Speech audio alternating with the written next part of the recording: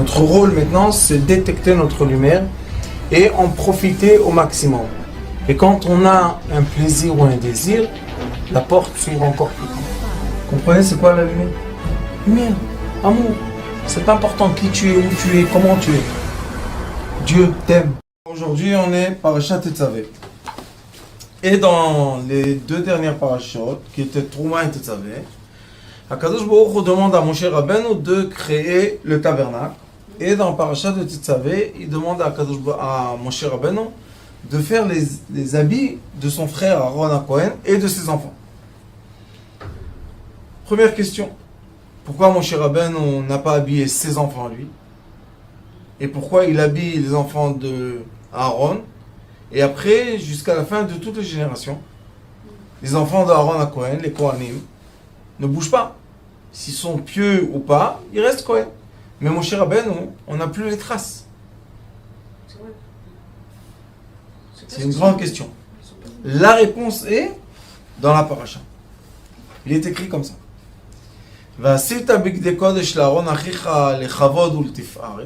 Tu vas faire des habits pieux pour ton frère qui seront de kavod, qui vont donner l'honneur à celui qui s'habille avec, celui qui les porte.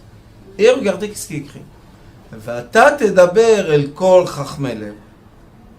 Normalement, il est écrit Vaïdaber Hashem le Moshe le Mordaber.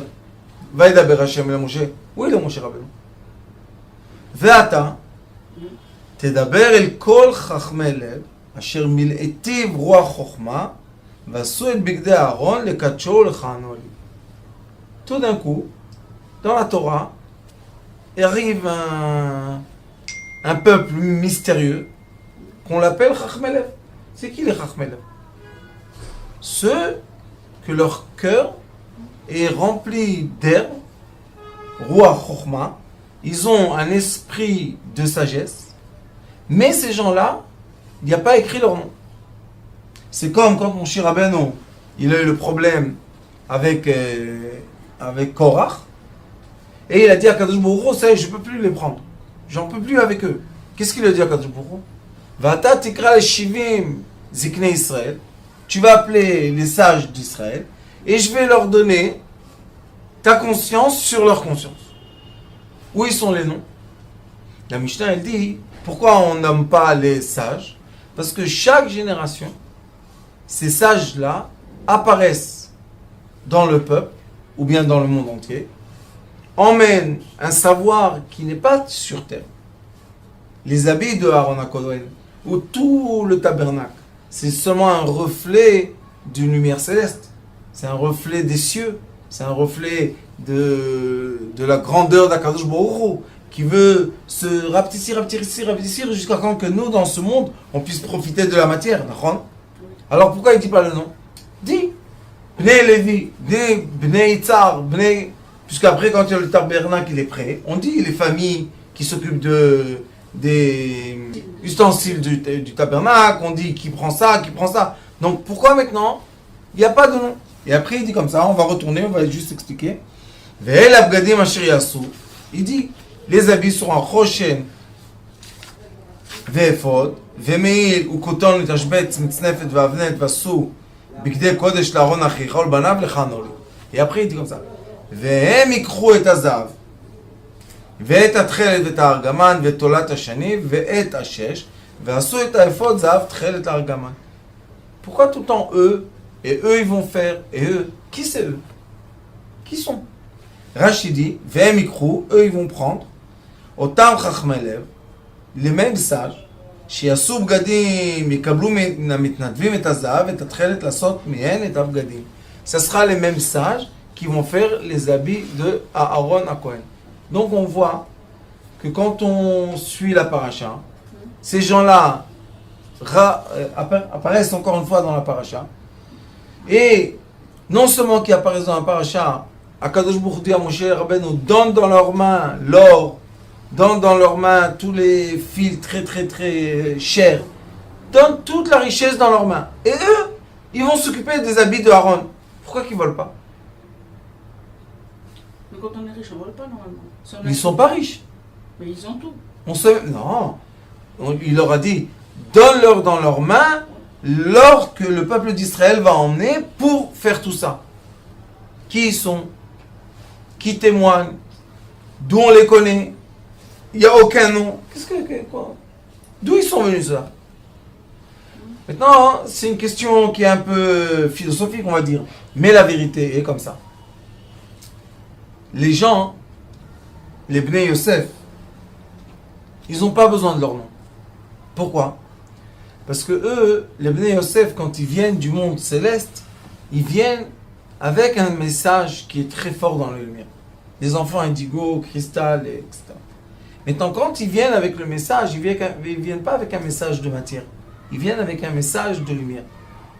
Donc ces gens-là, même si tu leur donnes dans la main des diamants, c'est pas leur problème. C'est pour ça qu'Akadosh Baruch Hu dit à Moshe Rabbeinu, Vaikhrou li, avata tadaber el kol chachmei lev. Tu vas parler avec ceux qui ont un esprit de sagesse dans leur cœur. Non pas ceux-là qui doivent venir donner les corbanotes. Pourquoi? Parce qu'ils sont encore dans l'esprit animal, ils sont encore dans l'envie animale, ils sont encore dans les pulsions animales. Non. Maintenant, tu vas t'adresser aux gens qui travaillent avec leur cœur. Les gens qui sont plus élevés. Ces gens-là, c'est chachamim. Chokhma, c'est du côté droit. Lev, c'est bina, du côté gauche. Vekol, c'est au milieu. Il dit, tu vas prendre des gens qui sont arrivés au juste milieu, mais leur juste milieu est basé sur quoi? Il est basé sur leur force d'avoir été illuminés des cieux pour appliquer sur terre tout ce ils ont vu dans les cieux. Mais qui était dans les cieux? Moshe Rabbeinu il était dans les cieux. Quand il est écrit qu'il est monté. Maintenant, Trouma Tetzavé, il est dans les cieux. Donc, quand lui il était dans les cieux, Moshe Rabbeinu, qui est le sage des sages, en bas sur terre, il y avait des gens qui étaient illuminés par Moshe Rabbeinu. Le Zohar HaKadosh explique pourquoi Moshe Rabbeinu n'est pas rentré en terre d'Israël. Il méritait la terre d'Israël. Il a fait sortir le peuple d'Israël d'Égypte. 40 ans, il était le berger. Pourquoi? Pourquoi il ne rentre pas? La réponse est que si Moshe Rabbeinu serait rentré en terre d'Israël avec le peuple d'Israël, le Mashiach serait dévoilé et c'est fini. Et c'est lui Mashiach. Maintenant, il y a le temps. Quel temps? Il doit passer tel et tel milliers d'années, que chacun de nous puisse arriver sur terre, puisse utiliser la matière d'une façon qui est bien, qui est de plaisir. Et chacun de nous qui utilise la matière à son plaisir, Baruch Hashem, la matière s'élève avec nous. Donc si Moshe Rabbeinu serait venu, la matière ne serait pas élevée. Qu'est-ce qu'il a fait à Kadosh Baruch Hu? Il a retiré Moshe Rabbeinu. Horar, il l'a mis dans une montagne. Mais depuis, il est écrit dans Zohar HaKadosh que tous les sages qui avaient depuis Moshe Rabbeinu jusqu'à quand il vient Mashiach Tzidkenu, tous ces sages-là vont se multiplier. Ils seront quoi? Ils seront des étincelles de Moshe Rabbeinu. Ça veut dire que si on prend les sages de chaque génération, on les réunit tous ensemble, on a une âme qui s'appelle l'âme de Moshe Rabbeinu. C'est pour ça qu'ici il est écrit Ve'asita bigdei kodesh, tu vas toi, il s'est adressé à lui, Ve'asita bigdei kodesh le'aron achicha, tu vas faire des habits d'un prêtre, l'echvod u'l'taferet, ve'ata, et toi, tu vas parler avec tous les sages. Ve'asur et bigdei Aaron HaKodesh. Alors qu'est-ce que tu veux? Qui va faire les habits? Ve'ata asita bigdei kodesh l'Aaron. Tu vas faire les habits de Aaron ton frère. Et après il est écrit Ve'asur et bigdei Aaron. Alors qui fait les habits à la fin? C'est Moshe Rabbeinu qui les fait? Ou c'est les sages qui les font? Les sages, non. Alors pourquoi il est écrit Ve'asita bigdei kodesh l'Aaron achicha? Tu vas faire les habits achicha ton frère. Et après,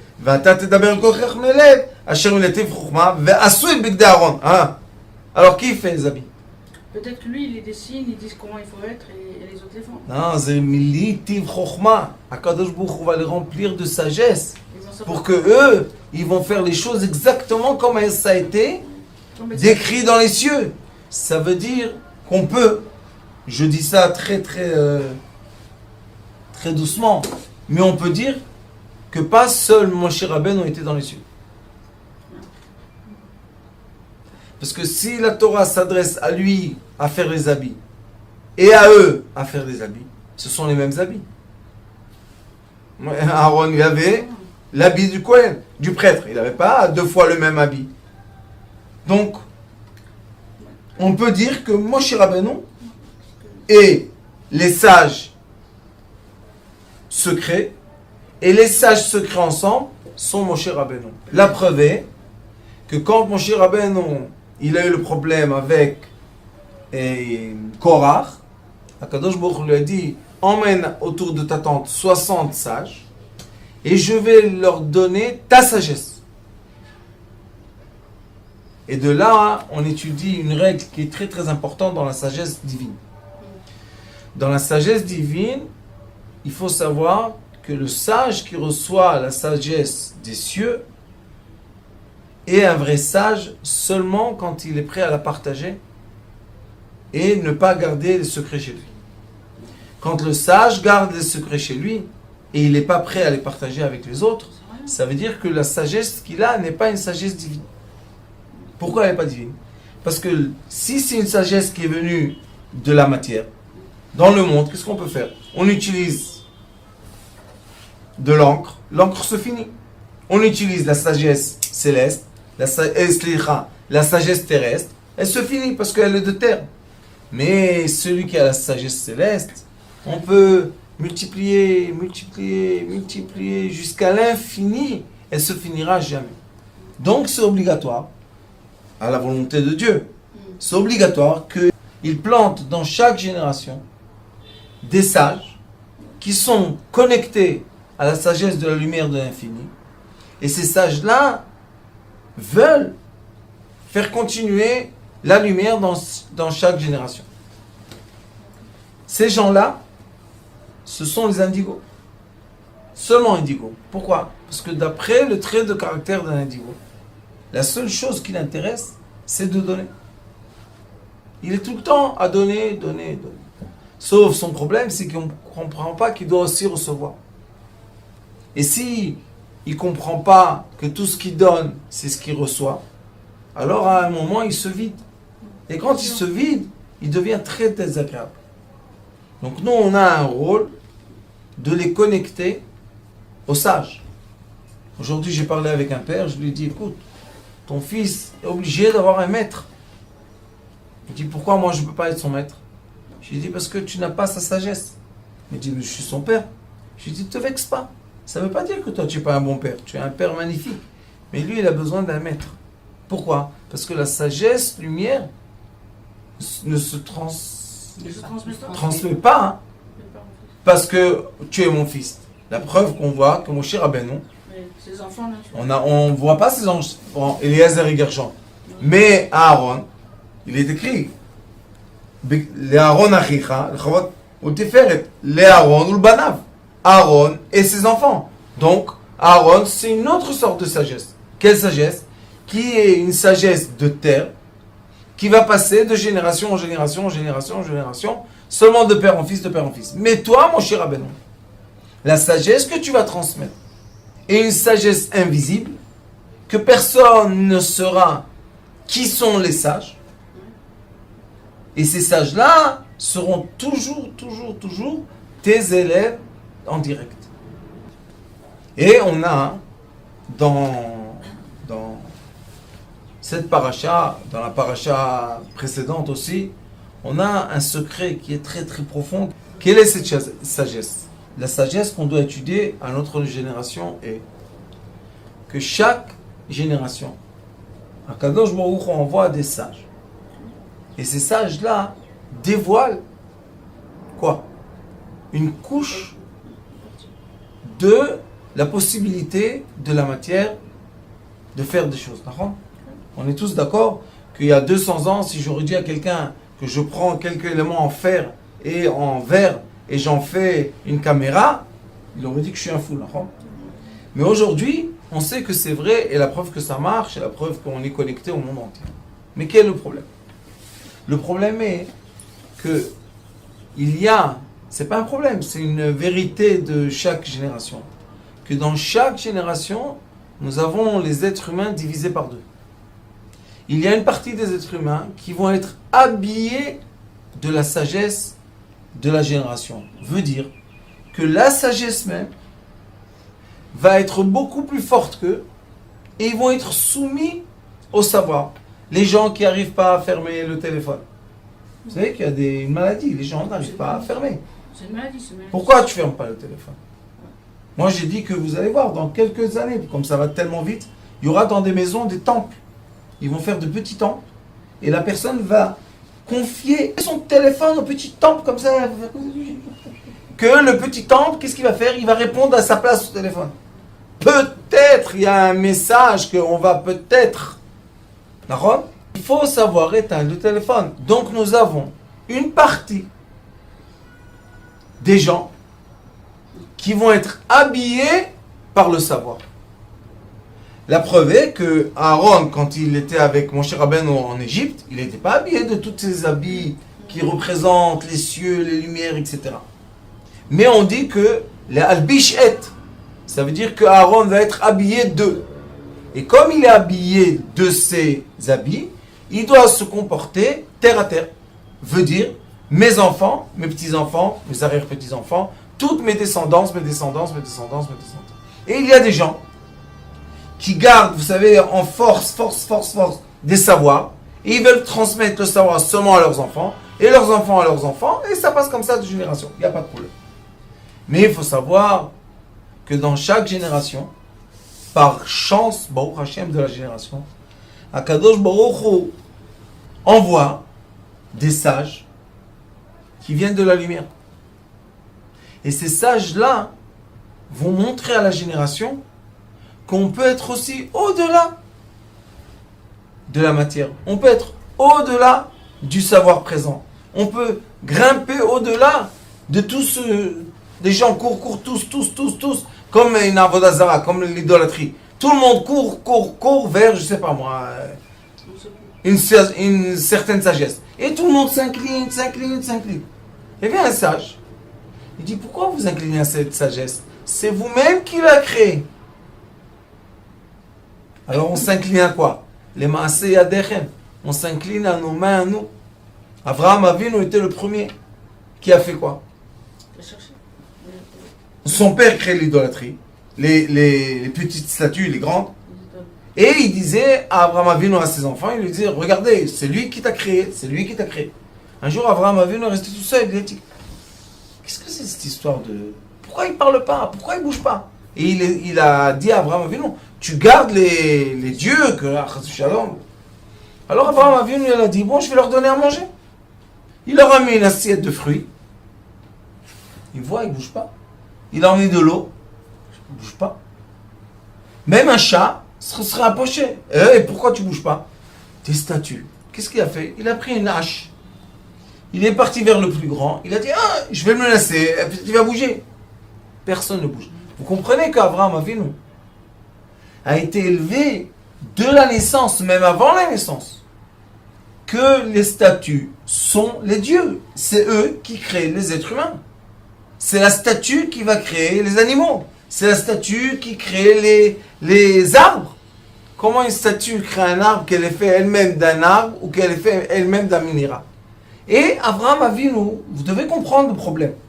C'est très complexe, vous savez. Quelqu'un, par exemple, utilise un certain programme dans son ordinateur. Et un jour, le programme il commence à lui dire, monsieur, il est 1h. Vous devez aller manger. Je m'éteins. Tu parles avec moi, qu'est-ce que tu veux? À 2h, monsieur, je me suis réveillé. Est-ce que vous avez mangé? Donnez-moi ce que vous avez mangé. On lui rentre ce qu'on a mangé. Il dit, oh, vous avez abusé de 300 calories. Ce soir, vous n'avez pas le droit de manger l'omelette. Au début, on rigole. Mais un jour, qu'est-ce qu'on fait? On se soumet. Avraham Avinu est né dans une génération que, sans blague, les gens étaient sûrs. Ils n'avaient aucun doute. C'était pour eux ferme que quoi? Que les arbres, les pierres sont des dieux. Vous imaginez, Abraham Avinu prend une hache. Il n'a pas cassé les petits dieux qu'on a dans l'armoire. Il a pris les grandes statues et il a caché. Tard. Et il a vu qu'il ne bouge pas. Vous imaginez pour Abraham Avinu, qu'est-ce qui s'est passé dans sa tête? Il s'est dit, mais toute ma vie, j'étais faux. Qu'est-ce qu'on fait? Et c'est pour ça qu'Abraham Avinu a cherché le nouveau savoir. Moi, je pense que l'histoire d'Abraham Avinu avec les statues, c'est pas une histoire d'Abraham Avinu avant. La statue, c'est ce que nous-mêmes on crée et on permet de nous diriger la vie. Par exemple, on a Waze. Les gens, les jeunes, moi je connais des gens qui ne savent pas conduire sans Waze. Ils ne savent pas conduire. Tu lui dis, tu rentres dans la voiture, Waze ne marche pas, il n'y a pas de problème. Tu conduis toi, moi je ne conduis pas. Pourquoi? Parce que Waze les guide. Nous, on a un certain âge, qu'on rigole, on dit, qu'est-ce qu'ils ont ceux-là? Ils ne savent pas conduire sans Waze. Mais eux, ils sont nés, ils ont aujourd'hui 20 ans. Ils sont nés dans une nouvelle génération. Que dans cette nouvelle génération, Waze, c'est celui qui va te prendre partout. Même nous, on se dit comment on faisait sans ça avant. Mais qu'est-ce qui s'est passé? Ça veut dire qu'on s'est soumis à la technologie, qu'on s'est même, nous-mêmes, programmé. Quelle est la différence entre la génération de Abraham Avinu? Que eux, pour eux, la technologie, c'était les statues. Et il est écrit dans le Talmud que les statues avaient une force. C'était pas des statues n'importe quoi. Elles avaient de certaines forces. Il y a un débat dans le Talmud. Et il y a des sages qui rigolent, ils disent « Ah, les idolâtres, ils avaient des statues, ils n'ont pas honte de parler avec les statues. » Il y a une âme, je crois que de Ménaché, qui leur a dit « Si vous serez à ma génération, vous aurez levé vos jupes et vous aurez couru après les statues dans la rue. » Pourquoi? Parce qu'ils avaient une certaine force. On voit avec Daniel, quand ils ont vu la statue. Il y avait un nom sacré, jusqu'à quand il a fait sortir le nom sacré et la statue ne bougeait plus. Ça veut dire, c'était quoi le nom sacré? Le nom sacré, c'était une formule d'énergie qui faisait faire parler des arbres et des pierres. Pensez un peu technologiquement. Qu'est-ce qu'il y avait? Il y avait une statue qui parlait. Daniel est venu, il a enlevé tic, une partie. Et la statue, hop! C'est comme une puce. C'est comme la puce, c'est comme une batterie, c'est comme... Ça veut dire qu'ils n'étaient pas loin de nous. Et nous, on n'est pas loin d'eux. Si on enlève l'électricité de Waze, comment il va parler? Mais si on arrête Waze, les gens deviennent fous. C'est exactement ce qui s'est passé pendant Daniel et Michael, je crois, oui. Ils étaient 4 Nevim. Daniel, je ne me rappelle plus le nom. Et eux, qu'est-ce qu'ils ont fait? Ils ont dit, oui, les statues parlent. Comment tu crois aux statues? Tu crois en statues? Sauf que lui, Daniel, c'était un homme intelligent et sage qui savait comment dire, enlever l'énergie de la statue, qu'elle ne peut plus parler. Aujourd'hui, on est exactement dans la même situation. La plupart des gens que vous connaissez se soumettent à quoi? Au WhatsApp. Ils ont la banque dans leur appareil. Ils ont les prises de sang dans l'appareil. Ils ont tout dans l'appareil. Ils ont leur vie dans l'appareil. Après, on leur a dit, nouvelle technologie. Quelle technologie? Tout ton savoir, mais dans un nuage. Pourquoi ils ont appelé ça nuage? C'est pas du tout un nuage. Ce sont des ordinateurs qui sont quelque part.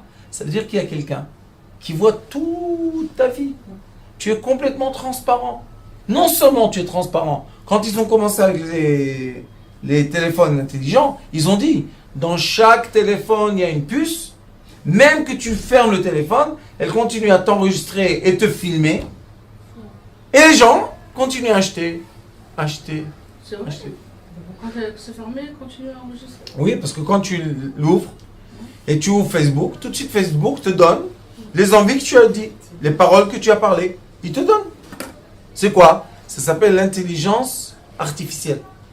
Mais l'intelligence artificielle est conditionnée comme un programme par les êtres humains. Mais la plupart des êtres humains sont soumis à l'intelligence artificielle. On y croit. Quand on va à la banque et le banquier nous dit « Mais l'ordinateur, il ne permet pas de te donner encore 1000 shekels. » Pourquoi moi l'ordinateur me permet...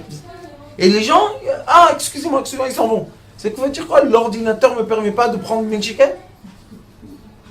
C'est comme dans le temps d'Abraham Avinu. La statue a dit, tu fais comme ça. Qu'est-ce qu'on peut faire? Donc, on est soumis à une technologie à chaque génération. Et cette technologie-là, malheureusement, elle fait... C'est un peu de l'idolâtrie de la génération. Pourquoi? Parce que les gens n'arrivent plus à vivre sans un petit ordinateur et un petit ordinateur. C'est très bien. Même dans les avions, ils ont fait Wi-Fi. Pourquoi? Parce qu'ils ont vu que les gens insistent. Alors qu'est-ce qu'ils vont faire? La guerre avec les gens? Non. Ils ont mis Internet dans l'avion. Mais on sait que l'avion, c'est pas tellement bien pour Internet. Au moins, tu as quelques heures pour dormir. Dors. Il ne peut pas dormir. Pourquoi? Les informations. C'est incroyable ce qu'on nous montre. Est-ce que ce qu'on nous montre dans ce petit ordinateur, c'est du vrai? Non. On ne sait pas. Non, c'est pas. Parce que tout peut être modifié à l'image électronique. Donc beaucoup de gens, malheureusement, croient, vivent d'après des images électroniques qui ne sont pas du tout la vérité. Ce sont des choses qui ont été modifiées. Alors où est la vérité? La vérité est seulement dans la liberté. Seulement quand l'être est libre. On n'est plus libre. On est intoxiqué. Moi, Baruch Hashem, je suis libre. Non, vous J'ai avez pas de le téléphone. téléphone. Du tout. Ni petit, ni moyen, ni grand. Ni téléphone, ni banque, rien. J'ai pas de banque, j'ai rien du tout. Pourquoi? Parce que si on est soumis à tous ces systèmes, notre conscience n'arrive pas à penser librement. On n'arrive pas à être libre. Et le Ari Akadosh explique que la personne qui est un être, ça s'appelle Adam, la personne qui est un être est obligatoirement une personne libre.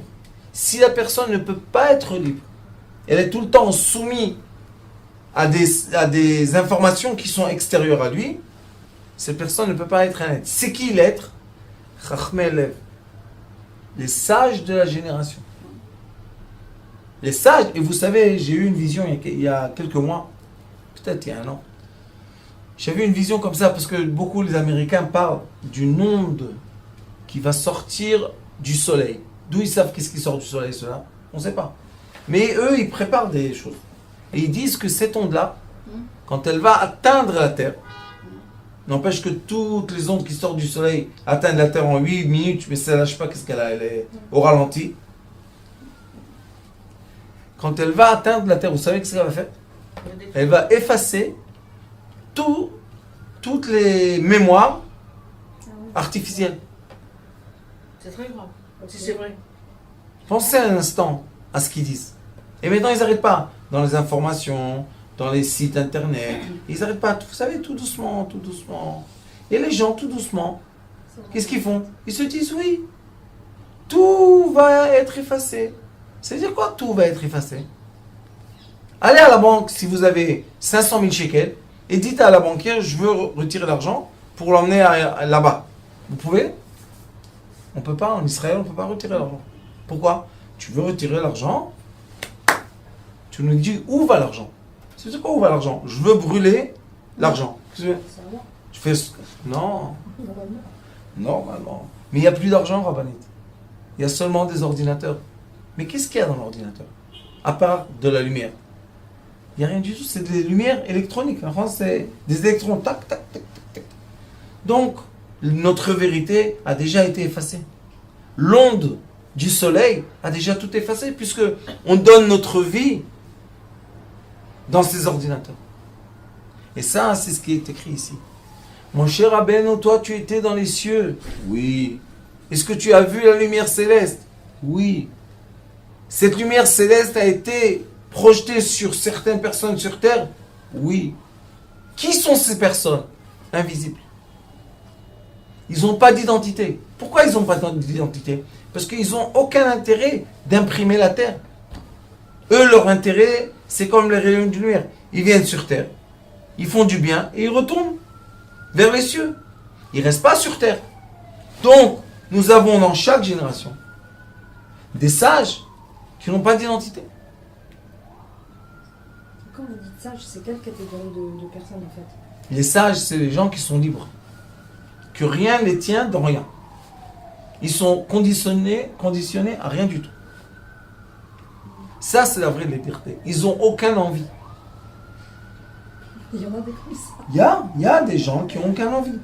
Alors quand j'ai eu une vision il y a quelques mois, peut-être un an, je me suis dit que oui, l'onde va venir.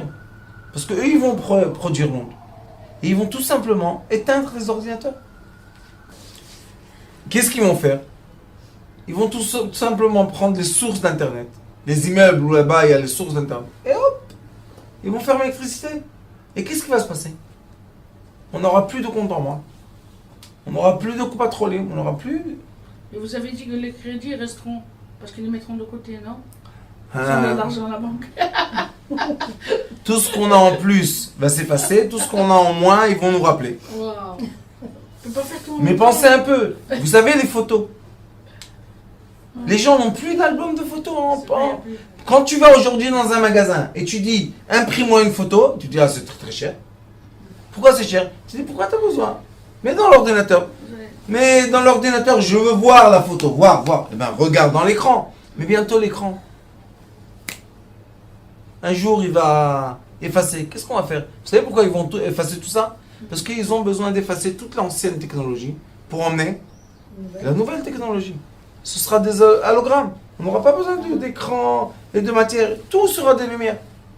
Et ça va nous emmener à ce qui est écrit dans les prophètes. Les prophètes disent que le 7e millénaire sera un millénaire de lumière.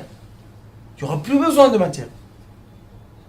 On va tous passer. Et qu'est-ce qu'il fait à Kadosh Baruch Hu? Comme le créateur du monde, il est gentil, il nous aime. Il nous prépare. Et qu'est-ce qu'il fait dans la tête des sages de chaque génération? Ils augmentent la technologie. Ils augmentent la technologie. Ils vont encore plus loin. Ils vont encore plus loin, plus loin, plus loin. Jusqu'à quand que l'être humain de la terre sera prêt au message du ciel. C'est quoi le 3e temple que tout le monde attend? Vous savez que dernièrement j'ai reçu des messages. Merci beaucoup à ceux qui m'envoient des messages. Un imam et un curé. Dernièrement, ils m'envoient des messages. Priez pour nous. Si. Je leur dis, il n'y a pas de problème.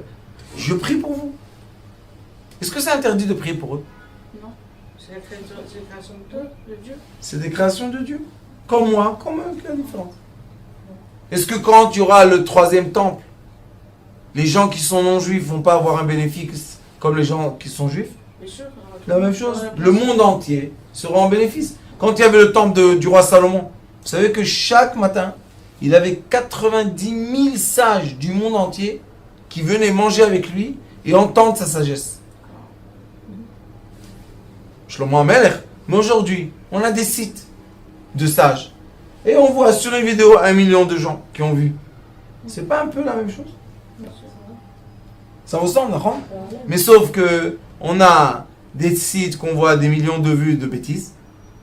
Mais il y a aussi des sites très intelligents qu'on voit des millions de vues de gens. Donc, nous sommes en parallèle vers la révélation, j'espère très proche, de cette beautiful lumière qui va illuminer la matière au degré de lumière de la matière. On a, pourquoi abstrait? Tu le vis. Oui, C'est quoi ton appareil là que tu as? Qu'est-ce qui te projette? Quand il te donne, non, quand il te donne des messages, qu'est-ce que tu vois? Des lumières. Quand il te dit la prise de sang, qu'est-ce que tu vois? De la lumière. D'accord. Il n'y a pas un papier, il n'y a pas un... Oui. Quand maintenant il y a, vous savez, il y a plein d'applications. Il te dit ton battement du cœur, ton truc. Qu'est-ce qu'il fait? Il transforme tout en lumière. Ça veut dire que l'être humain est préparé à une sagesse lumière. On est d'accord ou pas? Les hologrammes, c'est déjà quelque chose qu'ils utilisent dans le cinéma. Ils utilisent Walt Disney, Euro Disney. il y a des choses qu'on montre, des grands festivals, des grandes choses, on utilise l'hologramme. On m'a dit que Tony Habetz, c'est un grand homme qui fait du coaching. On m'a dit que lui, il remplit 30 000 personnes. Et comme ils le veulent dans beaucoup d'endroits dans le monde, qu'est-ce qu'il a fait maintenant? Il y a des caméras qui le photographient en un endroit, en 3D, et il est projeté Ah, d'accord, comme s'il était dans dans- d'autres endroits, en hologramme, et on ne sait pas qui est le vrai. Qui est le vrai monsieur qui parle? Parce qu'on voit la même chose. Donc qui? C'est pas incroyable, Ravanit. C'est Oui, tout non. simplement nous préparer à quoi?